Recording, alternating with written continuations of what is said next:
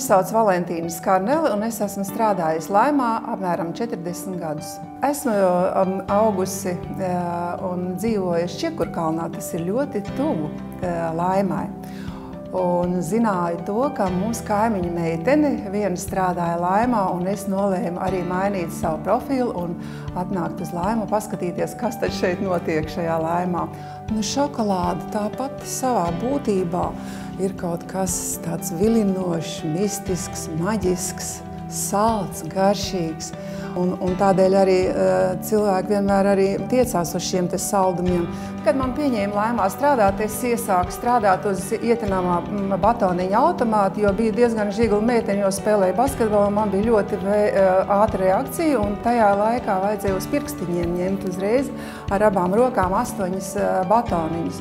Un tā kā es ļoti veiksmīgi to varēju veikt ar saviem veiklajiem pirkstiņiem, tad to es arī veiksmīgi arī darīju. Parasti cilvēki ir ļoti tādi konservatīvi pret saldumiem. Ja viņiem ir šķirnes, kas viņiem interesē un garšo, tad viņi tiecās pēc tām.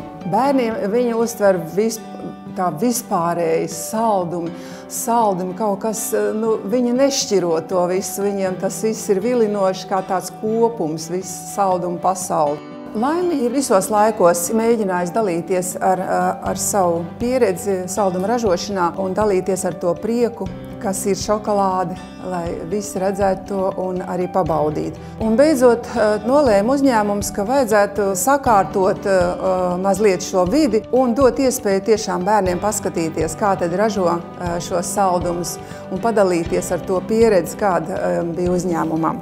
Atbrīvojām tātad šo istabu pirmajā stāvā, kurā pašreiz ir atvērts šis te veikals, kurš it kā daudz gadus atpakaļ arī tur esot bijis.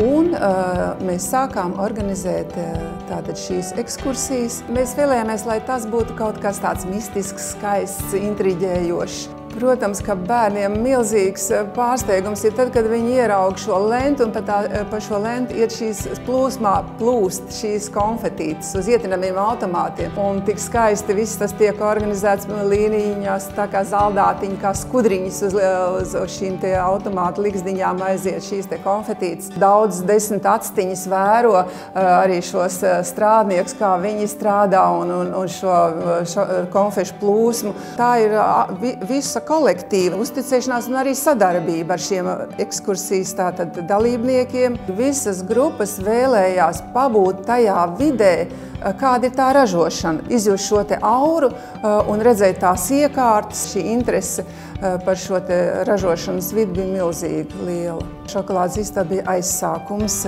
šokolādes muzeja atvēršanai. Man bija cerība, ja veidojās šī te istaba, tad varbūt, ka būs arī iespēja uzņēmumam tomēr turpināt šo darbu un dalīties ar šo te savu pieredzi un prieku.